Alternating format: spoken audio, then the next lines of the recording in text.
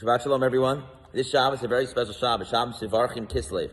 The Shabbos that blesses the upcoming month of Kislev is the Shabbos of light, the Shabbos in which we bless the month of light, bless the month of Menorah. It's Shabbos Parshas Chayei, in which is the story of Hebron, the story of the holy city of Hebron, in which Abraham purchases Hebron, and so there is thousands of people in Hebron, about 25,000 who are there celebrating the first purchase of the land of Israel. And then we have our annual Chabad conference in New York, in which there's a couple of thousand Chabad rabbis joining us in New York in a safe and secure way, and celebrating outreach and programming. God willing, I'll be with them tomorrow evening.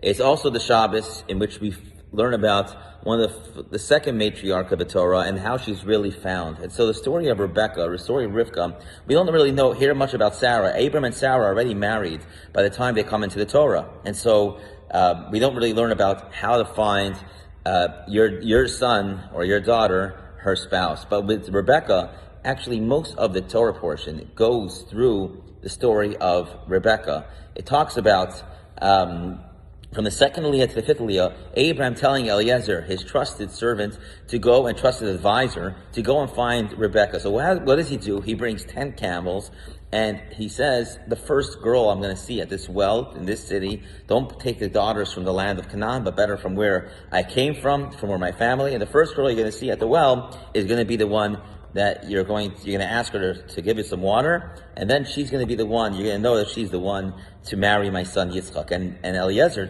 prays to God, says, how could that be?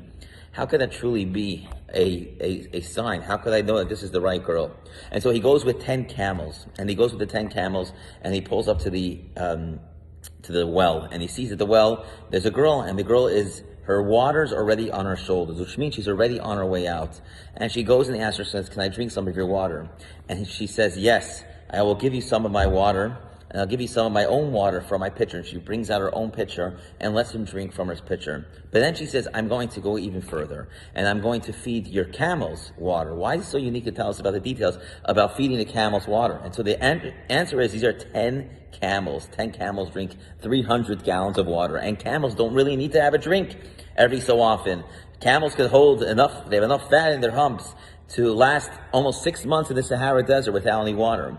And so when they drink a lot. But if you're a young girl and you're now eating camels, you're like, I don't have to feed these camels. But she right away goes and she wants to feed these camels 10 camels of water. She's constantly going back and forth, bringing these camels of water. And then he says to her, do you have a father? He wants to go meet her father and says, do you have a place to sleep? And she says, I have straw for the camels and a place for you to sleep. He doesn't ask her, do you have straw food for the camels? He says, right away she offers. And so this is what makes Rebecca the matriarch.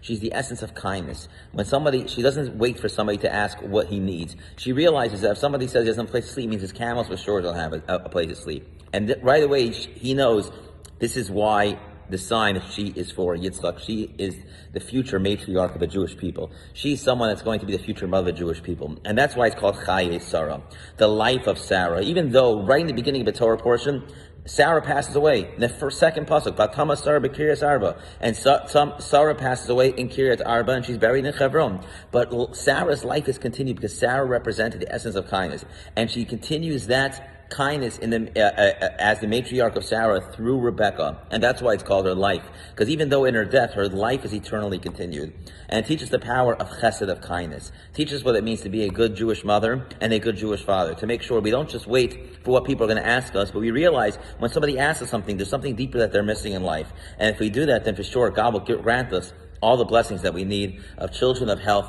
parnasa, and a time of light, the light of the menorah, as we're going to bless this coming month, a light in which we'll have the ultimate light in the menorah in the third holy temple. May it be very soon in our days. Amen. Shabbat Shalom, everyone. This evening we're going to begin Friday night service at 6:30 and Shabbat morning tomorrow at 10:15.